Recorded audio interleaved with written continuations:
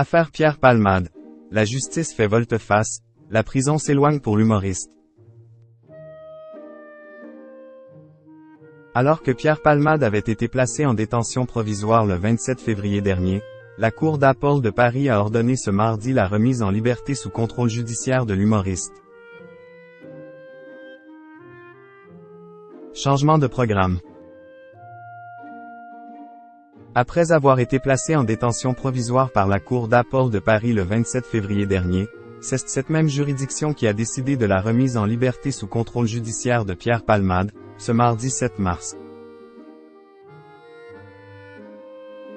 Le juge des instructions de Melun en charge de l'enquête avait initialement ordonné la mise en liberté de Pierre Palmade ce lundi, mais le parquet a mis en œuvre un référé détention, estimant la décision non conforme à ses réquisitions.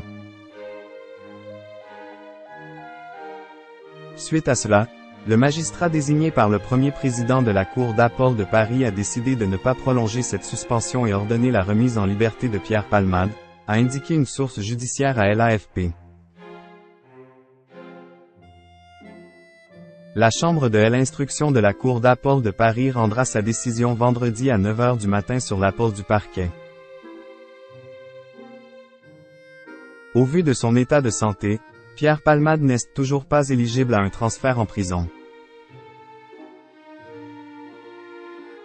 Ce dernier devait être placé au sein du centre pénitentiaire de Fresnes à la condition que sa santé le lui permette, mais l'établissement n'est en mesure d'accueillir que des détenus nécessitant des soins légers. Pierre Palmade. Quelle opération va devoir subir l'humoriste?